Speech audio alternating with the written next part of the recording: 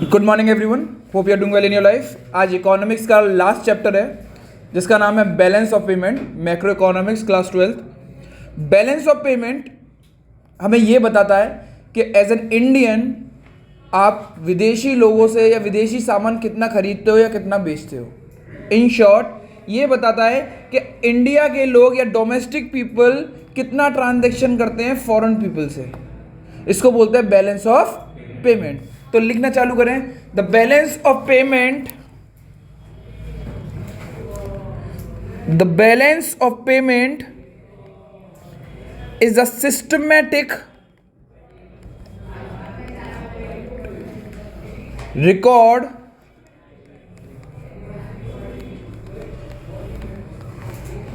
of all economic transactions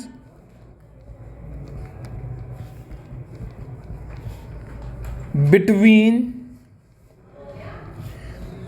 the resident of a nation, country and rest of the world.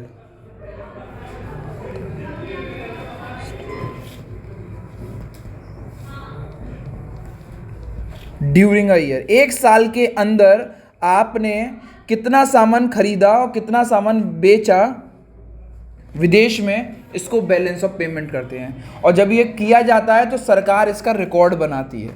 क्या बनाती है सरकार? इसका रिकॉर्ड बनाती है। इसको बोलते हैं बैलेंस ऑफ पेमेंट। ठीक है ना? लिखना चालू करें।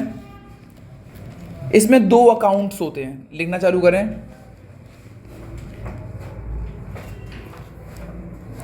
There are two types of BOP account. BOP मतलब balance of payment account. Number 1 current account, number 2 capital account. ठीक है? There are two types of balance of payment account. Number 1 is current account and number 2 is capital account. अब इन current account और capital account के अंदर क्या आएगा, उससे पहले हम कंपोनेंट्स पढ़ेंगे बैलेंस ऑफ पेमेंट के। ये बहुत इंपॉर्टेंट है, इन कंपोनेंट्स को पढ़ते हैं। हेडिंग डालते हैं, the components of balance of payment.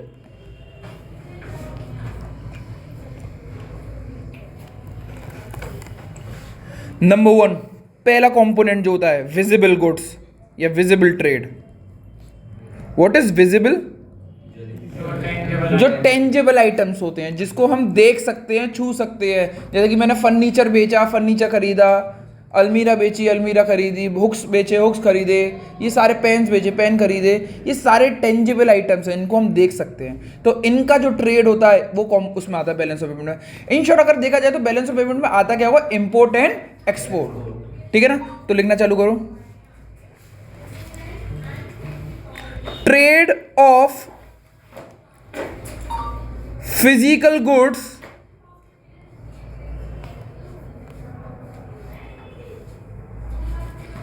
trade of physical goods between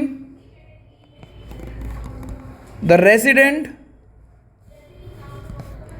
and the rest of the world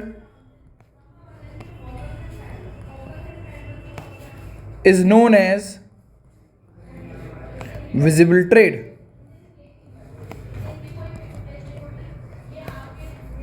bracket में लिख सकते हैं import and export of import and export of physical goods.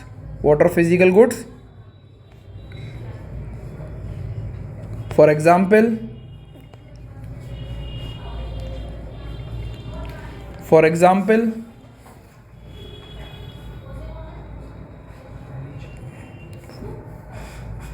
furniture trade, iron trade etcetera. समझ में आ गया ना? Basics ही है ये चीज़ें। इनविजिबल ट्रेड, ऐसे ट्रेड जो दिखते नहीं हैं बट किए जाते हैं। ऐसे ट्रेड जो दिखते नहीं हैं बट किए जाते हैं, जो इसमें इंक्लूड होती है सर्विसेज। क्या आती है? सर्विसेज। सर्विसेज आती हैं इसके अंदर। इंपोर्ट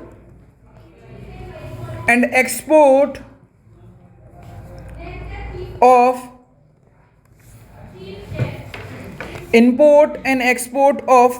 इनविजिबल और intangible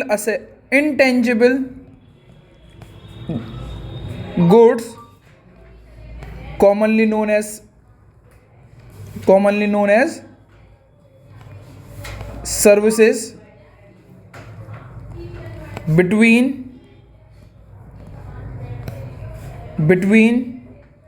resident and rest of the world को ROW भी बोलते हैं, ठीक है ना।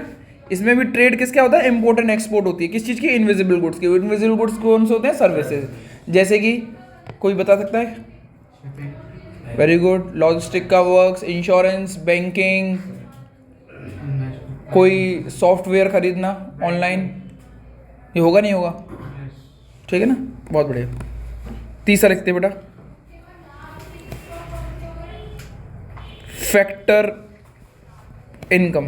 What are factor income? Factor of productions होते हैं हमारे, land, labour, capital, entrepreneurship. Land, labour, capital को मानते हुए तीन चीज़ों को मानते हैं लैंड, लेबर, कैपिटल को। लैंड, लेबर, कैपिटल अगर आपने विदेश में दे रखी तो उसके बदले आपको पैसा मिलेगा, नहीं मिलेगा, और विदेश वाले ने हमें दे रखा है तो वो हम उसको देंगे, पैसा देंगे। तो पैसा मिलना किसी फैक्टर की वजह से उसको फैक्टर इनकम बोलते हैं। जैसे कि लैंड के लिए क्या मिलता है आपको, लैंड्स के लिए रेंट, लेबर के लिए वेजेस, कैपिटल के लिए इंटरेस्ट, और एंटरप्रेन्योर के लिए प्रॉफिट। अब ये चारों चीज़ अगर हम विदेश देंगे तो विदेश से पैसा आएगा हमें, और ये चारों चीज़ विदेशी ने हमें दी हुई तो पैसा जाएगा। तो लिखना चालू करो,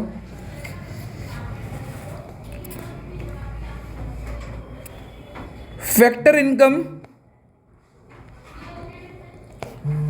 are received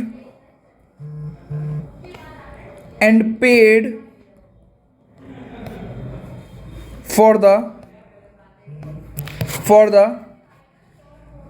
factor of production, that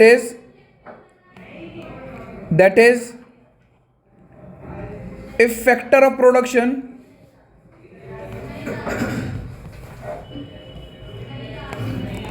is given by domestic to foreign,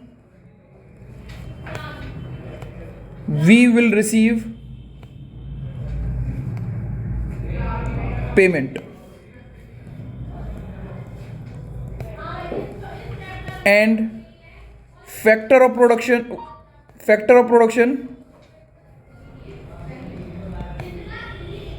is received from foreign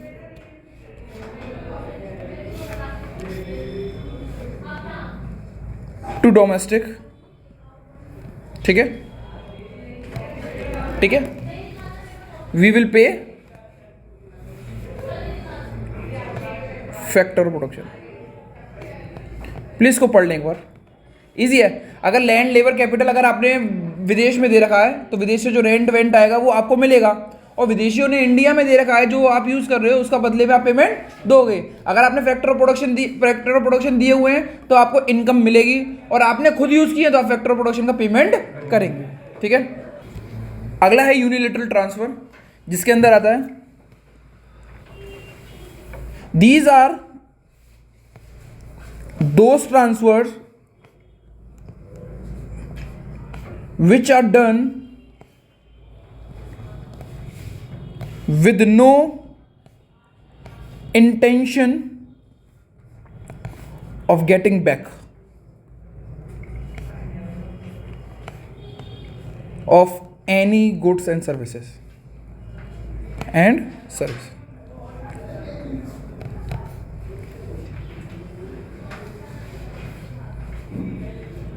For example,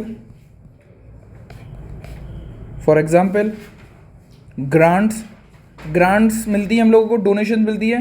क्या हम जब डोनेशन देते हैं किसी को तो ये सोचते हैं कि हमें कुछ मिलेगा, या फिर जब हमें मिलती है तो दूसरा कोई ये सोचता है कि कुछ मिलेगा? नहीं। ग्रांट्स एंड डोनेशन, ठीक है ना। गिफ्ट्स भी आते हैं इसमें, गिफ्ट्स भी आएंगे इसमें, ठीक है। Last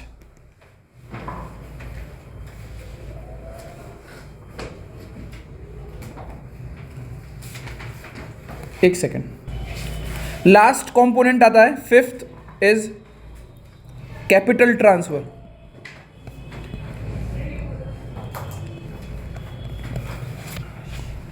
All those transactions between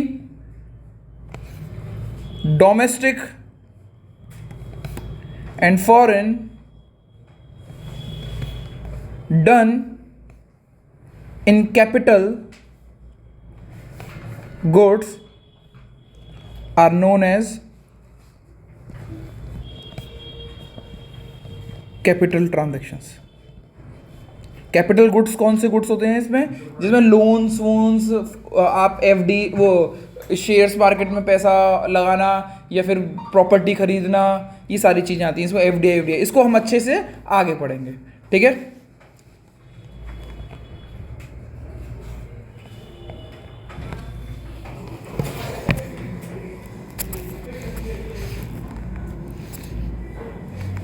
debit and credit sides of BOP। What are debit and credit side, जिसमें इनफ्लो कहाँ होगा रिकॉर्ड और आउटफ्लो कहाँ रिकॉर्ड होगा। जब पैसा आता है उसको बोलते हैं इनफ्लो साइड, और जब जाता है तो आउटफ्लो, ठीक है ना। तो अब लिखो, debit side include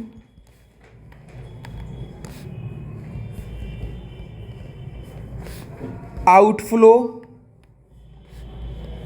of the reserve, outflow of the, यानी इसमें से पैसा जाएगा। क्रेडिट साइड इंक्लूड्स इनफ्लो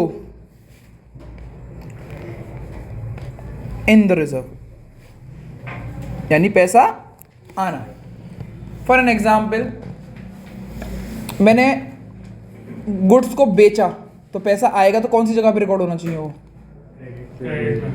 ठीक है। और मैंने इंपोर्ट किया तो डेबिट में, पैसा जा रहा है तो वो कौन सी साइड में आएगा, और आ रहा है तो।